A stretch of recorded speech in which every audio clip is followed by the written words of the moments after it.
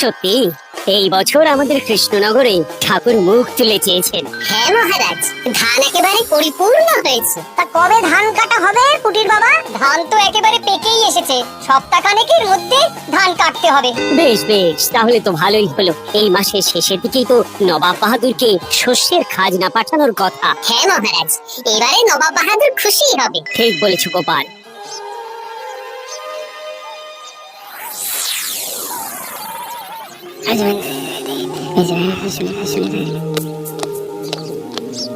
প্রণাম খাম্বাজরাজ। ওই তো কৃষ্ণনগরের মন্ত্রী চলে এসেছে। ও, এর কথাই তুমি বলেছিলে? হ্যাঁ, ওই রাজ্যের সব খবরাখবর আমায় দেয়। ইনি হলেন জমিদার কেশকান্ত বর্মন, আমার রাজ্যেরই দক্ষিণ পশ্চিম গ্রামের জমিদার, আমার প্রিয় বন্ধু। নামটা বেশ অন্যরকম, কেশকান্ত।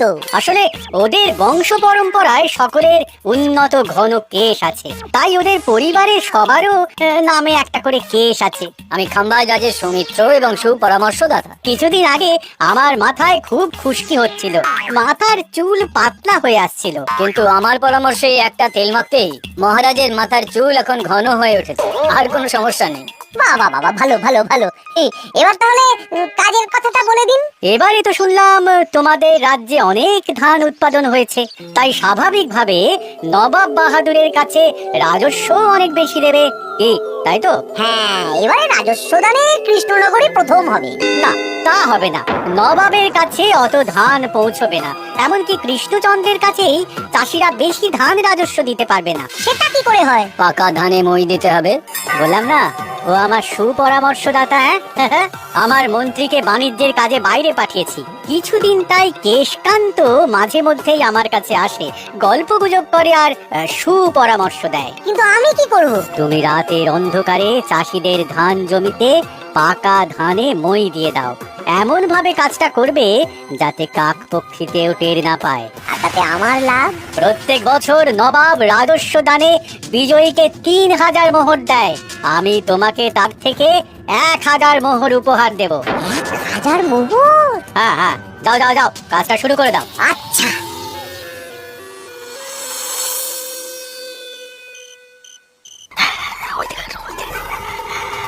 তাহলে দেরি কেন? মন্ত্রী মশাই কথা মতো কাজ শুরু কর। হ্যাঁ চল।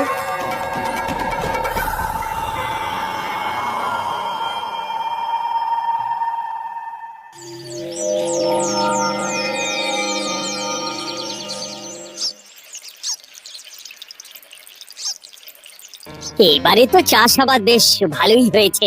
আশা করি নবাব বাহাদুরের কাছ থেকে এবারে আমরাই পুরস্কার পাবো। হ্যাঁ মহারাজ, সারা বাংলায় কৃষ্ণনগরের মতো উৎপাদন এই বছরে কোথাও হয়নি। সর্বনাশ হয়ে গেছে মহারাজ, সর্বনাশ হয়ে গেছে। কি সর্বনাশ হয়েছে গো পুটির বাবা? গতকাল রাতে আমাদের সব জমির পাকা ধানে মই দিয়ে দিয়েছে। এবার আমরা কি করব মহারাজ? কাদের কাদের জমিতে হয়েছে সব? যেই জমিতে তাকাবেন সেই জমিতেই এই কাণ্ড। ধান ঝরে সব মাটিতে পড়ে আছে। এবার আমরা কি করব? হায় হায় হায়, এবার আমাদের রাজ্যের কি হবে? নবাব বাহাদুরকে তো জবাব দিতে পারবো না। বড় বিপদ হয়ে গেল, রাজ্যে গ্রহের প্রকোপ নেমে এলো। আর কদিন পরেই আমার টেকে আসবে 1000 মোহর। ঠিক আছে, তোমরা সবাই এখন বাড়ি যাও। না, আমার মন মেজাজ ভালো নেই।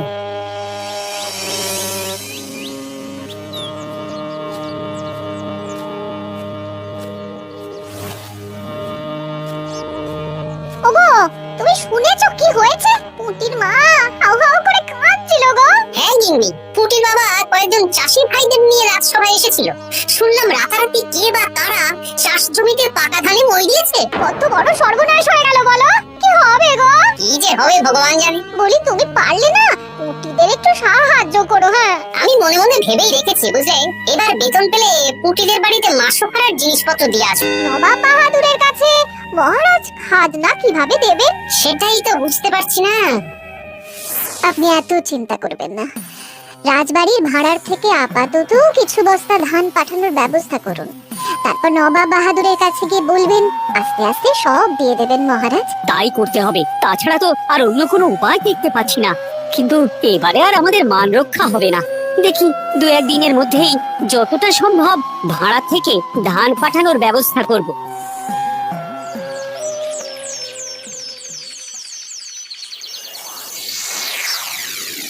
এই বছর 10,000 বস্তা ধান রাজস্ব এসেছে খাম্বাজ রাজ্য থেকে, 7,000 বস্তা ধান এসেছে বর্ধমান রাজ্য থেকে, আর মাত্র 100 বস্তা এসেছে কৃষ্ণনগর থেকে। তাই এই বছরের বিজয়ী রাজ্য হচ্ছে খাম্বাজ রাজ্য। খাম্বাজ রাজ্যের রাজার হাতে 3,000 মোহর উপহার হিসেবে তুলে দিচ্ছেন। আর কৃষ্ণচন্দ্র, তোমার রাজ্যের এরকম হাল কেন? এবারে আমাদের সমস্ত রাজ্যের পাকা ধানে কেউ বা কারা মই দিয়ে দিয়েছে। সেসব তোমার মাথা ব্যথা, আমার ধান কোথায়? 100 বস্তা ধান রাজস্ব, কম করে 800 বস্তা ধান রাজস্ব দেওয়ার কথা, কিন্তু তুমি তোমার কথার খেলাপ করেছো। এই বছর আমি নিরুপায় জাহাপানা। আমিও নিরুপায়। হয় তুমি আগামী 1 সপ্তাহের মধ্যে আমাকে 5,000 মোহর দেবে, নইলে কৃষ্ণনগরের সিংহাসন থেকে সরে যাবে। এত বড় শাস্তি দেবেন না নবাব বাহাদুর, আপনি অন্তত মাস 6 সময় দিন, আবার ধান চাষ করিয়ে আপনাকে প্রাপ্য ধান দেওয়া হবে। বেশি কথা বলছো কৃষ্ণচন্দ্র, তুমি 5,000 নয় 6,000 মোহর 1 সপ্তাহের মধ্যে দেবে। বেটা গোপাল বেশি পাকা, অত কথা বলতে কে বলেছিল? গোপাল, এটা তুমি কি করলে? হায় হায় হায়, সর্বনাশের সময় যখন ঘনিয়ে আসে তখন বিপদের ওপর বিপদ এভাবেই আসে। আমার পাওনা। আরে এখন না, তোমাকে পাঠিয়ে দেব। ওই দেখুন, খাম্বাজ রাজের সাথে কথা বলছে। এখন বেশি কথা বললে কৃষ্ণচন্দ্র আর গোপাল সন্দেহ করবে। চলুন তো দেখি ওখানে গিয়ে কি কথা বলছে। কি কথা বলছো মন্ত্রী? মন্ত্রী আমায় বিজয় অভিনন্দন জানাচ্ছিল। বিজয় অভিনন্দন তো উপহার পাওয়ার সময় জানাতে পারতেন মন্ত্রী মশাই। যাই হোক, আপনাকে তো ঠিক চিনতে পারছি না। আমার নাম কেশকান্ত, আমি খাম্বাজ রাজ্যের দক্ষিণ পশ্চিম গ্রামের জমিদার। কেশকান্ত আমার বিশেষ বন্ধু। আপনার কেস নিয়ে বেশ ভাব দেখছি। হ্যাঁ, ওই কদিন আগে তো খাম্বাজ রাজের মাথার চুল পাতলা হয়ে আসছিল, খুশকি হচ্ছিল আর কি। তো ওনার পরামর্শে একটা তেল মেখেই তো খাম্বাজ রাজের আবার ঘন কালো চুল ফিরে এসেছে। কেশকান্ত জমিদার হতে পারে, কিন্তু ওর অর্থনৈতিক অবস্থা তাবর রাজাদের থেকে অনেক ভালো। কয়েক হাজার বিঘা জমির মালিকও, তার সাথে চুলের তেলের ব্যবসা করেও হাজার মোহর রোজগার করে। এই, এখন চুল নিয়ে চুলোচুলি না করে চল কৃষ্ণনগরে ফিরি। এমনিতেই মন মেজাজ খারাপ, 1 সপ্তাহের মধ্যে আবার 6,000 মোহর জোগাড় করতে হবে। হ্যাঁ, চলুন চলুন।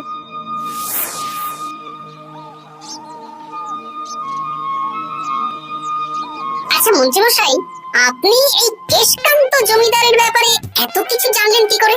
ওনার সাথে তো আমাদের আজই প্রথম দেখা। হাওয়ায় কত খবরই ভেসে আসে, সেরকম আমার কানেও এসেছিল। সব বাদ দাও গোপাল, মন্ত্রী দুজনেই ভাবনা চিন্তা করো কিভাবে 6,000 মোহর জোগাড় হবে। পাকা ধানে মই পড়লো, এখন আবার এত বড় বোঝা। আমার কাছেও মহারাজ বেশি অর্থ নেই, সব মিলিয়ে মিশিয়ে ওই 150 থেকে 200 মোহর মতো আছে বাড়িতে। যদি বেশি থাকতো আমি আপনাকে নিশ্চয়ই সাহায্য করতাম মহারাজ। তাও করতেন কিনা সন্দেহ। তুমি চুপ করো। মন্ত্রী মশাই ওই লোকটাকে জানলো কি করে? এই লোকটাকে তো আগে দেখারই কথা না। না, ব্যাপারটা নিয়ে ভাবতে হবে। চলুন চলুন।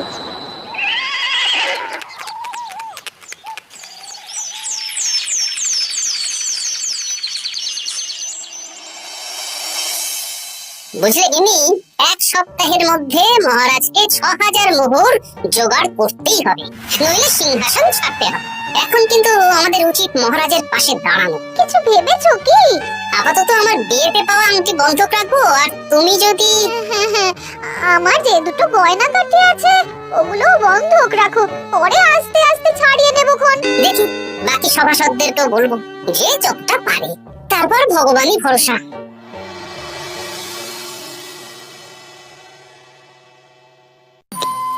আপনি এত চিন্তা করবেন না মহারাজ। চিন্তা না করে কি আর কোনো উপায় আছে?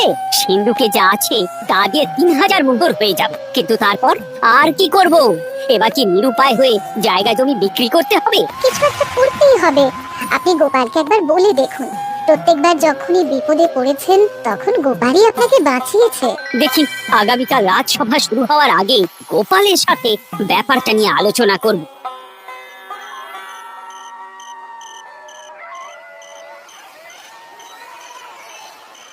এই যে শাকরা, কি করছো? এই তো, বলুন। শোনো, আমার গিন্নির জন্য একটা হীরের হার বানাতে হবে। ওই 1000 মোহরের মধ্যে। 1000 মোহরে তো হীরের নাক, কান, গলা, হাত, পা সব গয়না, এই সব গয়না হয়ে যাবে মন্ত্রী মশাই। তাহলে বানাও, এই নাও 1000 মোহর। ওরে বাবা, মন্ত্রী মশাই 1000 মোহর? এই মন্দার বাজারে এত মোহর কোথায় পেলেন? গতকালই তো বললেন আপনার কাছে 150 থেকে 200টা আছে। সে যেখান থেকেই পাই তাতে তোমার কি? না, আমার কিছু না শাকা, আমি কয়েকটা গয়না বন্ধক রাখবো। দেখি কি আছে। এই সব মিলিয়ে এতে আমি 15 মোহর দিতে পারবো। বেশ, তাই দাও। আমি আমি ধীরে ধীরে শোধ করে গয়নাগুলো ছাড়িয়ে নেব। হ্যাঁ, মন্ত্রীর ব্যবহারগুলো বেশ সন্দেহজনক লাগছে। দেখি, গুপ্তচরকে কাজে লাগাতে হবে। মন্ত্রীর পিছনে ছায়ার মতো লেলিয়ে দিতে হবে।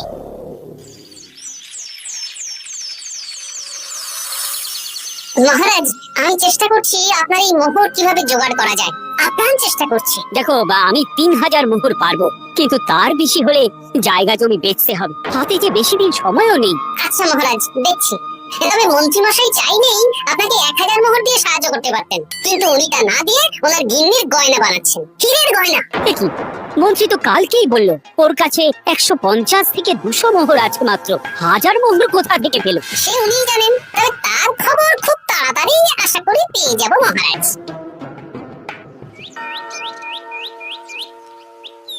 কাজটা একদম ঠিক করলেন না মন্ত্রী মশাই। আপনার কথা শুনে আমরা সবার জমির পাকা ধানে মরে দিলাম, কিন্তু আমরা একটা পয়সা পেলাম না। আপনি যে এই কাজ করার জন্য খাম্বাজ রাজার কাছ থেকে ওই 1000 মোহর উপহার পেলেন, সেটা দিয়ে গিন্নির গয়না বানাতে দিলেন, কিন্তু আমাদের বেলায় লবডঙ্কা।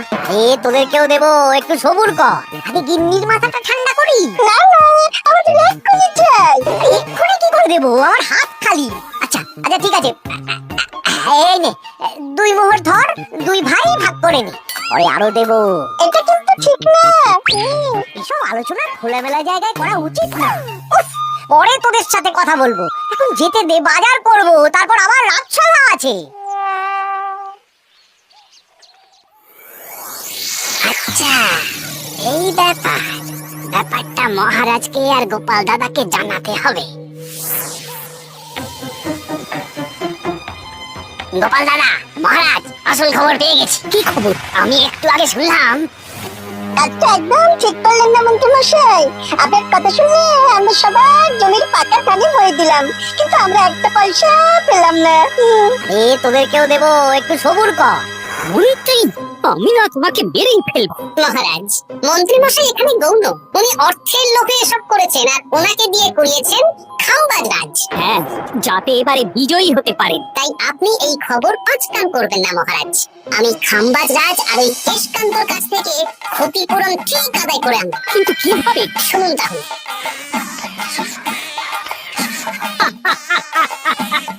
দারুণ বুদ্ধি। তাহলে এখন আসি মহারাজ, কাউকে কিচ্ছু বলার দরকার নেই। আপনি শুধু আগামীকাল সন্ধ্যেবেলা খাম্বাজ রাজের দরবারে চলে আসুন, পারলে নবাব বাহাদুরকেও সঙ্গে করে নিয়ে আসুন। হ্যাঁ, প্রণাম খাম্বাজ রাজ। কে আপনি? আমি হতাশ রঞ্জন, পশ্চিমে থাকি। কি চাই বলুন? কিছু চাই না, তবে একটা কথা শুনলাম, তাই বলতে এলাম। কি কথা? আমি শুনলাম মহারাজ আপনার মাথার চুলগুলো সব নকল। আমার এত সুন্দর চুল সব নকল? ফাজলামো হচ্ছে। আমি যদি প্রমাণ করে দিই আপনার চুল নকল, তাহলে কি? তাহলে আপনি আমাকে 100 মোহর দেবেন, আর প্রমাণ না করতে পারলে আমি আপনাকে 100 মোহর দেব। বেশ, দেখো, এক্ষুনি দেখো, আমারই তো 100 মোহর লাভ হবে।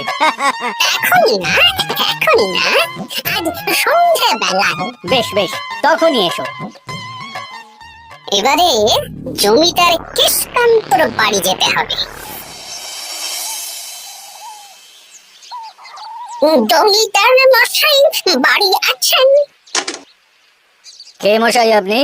আমি হতাশ রঞ্জন, পশ্চিমে থাকি। আমি বিশাল ক্ষমতা ক্ষমতাশালী লোক। কিসের ক্ষমতা? আমি রাজরাজাদের মারধর করি, চুল ধরে টানি, শাস্তি দিই। এসব কি উল্টোপাল্টা বলছেন? খাম্বাজ রাজ আপনার বন্ধু না? হ্যাঁ, প্রিয় বন্ধু। তো ওনাকেও আমি আপনার সামনে চুল ধরে টানবো, কিন্তু উনি কিচ্ছু করতে পারবেন না। উনি আপনাকে শুলে চড়াবেন। কিছুই করতে পারবেন না। বললাম না, আমি বিশাল ক্ষমতাশালী লোক। বিশ্বাস হচ্ছে না তো? তাহলে বাজি ধরুন, 10,000 মোহরের বাজি। 10,000 মোহরের বাজি? হ্যাঁ, আজ আমি খাম্বাজ রাজের রাজবাড়ি যাবো, আর আমার শক্তি প্রদর্শন করবো। সোনার চুল ধরে টানা হেঁচড়া করবো, সোনাকে আহত করবো, কিন্তু উনি আমাকে কিছুই করতে পারবেন না। বেশ, রাজি, বাজি। 10,100 মোহর দিতে পারবেন তো? হ্যাঁ, আমি বাজি হারলে আপনাকে দেব 10,100 মোহর। দরকার হলে ওই কাগজে কলমে লিখিত পরিত করে নিন। বেশ, তাহলে তাই হোক। কিন্তু হ্যাঁ, একটা কথা, আমি শক্তি প্রদর্শন করার আগে থেকে প্রক্রিয়া চলাকালীন সময় পর্যন্ত আপনি খাম্বাজ রাজের সাথে কোনো কথা বলতে পারবেন না। বেশ বেশ।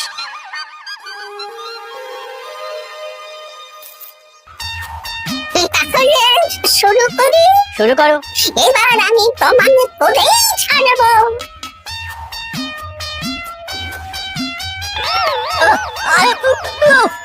লাগছে লাগছে, বাবারে, লাগছে লাগছে। এ তো সত্যি সত্যি চুল ধরে টানছে। লাগছে লাগছে, বাবারে। ওরে বাবা রে বাবা, কি শক্ত! এ কি, খাম্বাজ রাজ কিছুই তো বলছেন না? তাহলে কি আমি হেরে গেলাম? না না, খাম্বাজ রাজ, আমার ধারণা ভুল। যা শুনেছি তাও ভুল। এবার বিশ্বাস হলো তো? দাও দাও, এবারে 100 মোহর দাও। দিন কেশকান্ত মশাই, আমাকে 10,100 মোহর দিন। এ কি, ও তোমাকে 10,100 মোহর কেন দেবে? ওনার সাথেও তো বাজি ধরেছিলাম। কি বাজি? আপনার এখান থেকে বেরিয়ে এবারে দিন তো দেখি, সব কাগজ কলমে লেখা আছে। এই নাও। হায় হায় হায় হায়। সাবাস গোপাল, সাবাস, তুমি আমার মুখ রক্ষা করেছো। গোপাল, কৃষ্ণচন্দ্র, নবাব বাহাদুর, আপনারা? হ্যাঁ, আমি গোপাল। এটা ছাড়া আর কোনো উপায় ছিল না খাম্বাজ রাজ। আপনি আমাদের মন্ত্রীর মাথা খেয়ে যে জঘন্য কাজটা করিয়েছেন, সেটা তো আর প্রমাণ করতে পারতাম না। তাই ছলে বলে কৌশলে আপনার প্রিয় বন্ধুর কাছ থেকে আদায় করে নিলাম। হ্যাঁ? নয়, হ্যাঁ।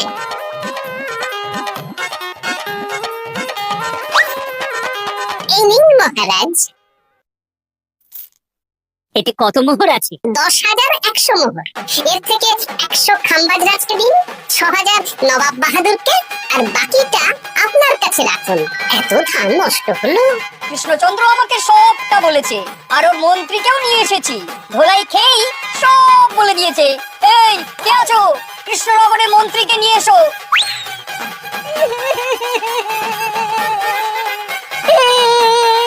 মার খেয়ে আমি সব বলে দিয়েছি খাম্বাজ রাজ। উদ্ধার করেছো। জাহাপানা, আমাকে ক্ষমা করে দিন। এর কোনো ক্ষমা নেই। তোমাকে আমি কারাগারে বন্দি করব। হায় হায় হায়। সামান্য টাকার লোভ করতে গিয়ে পুরো মাঠে মারা গেলাম।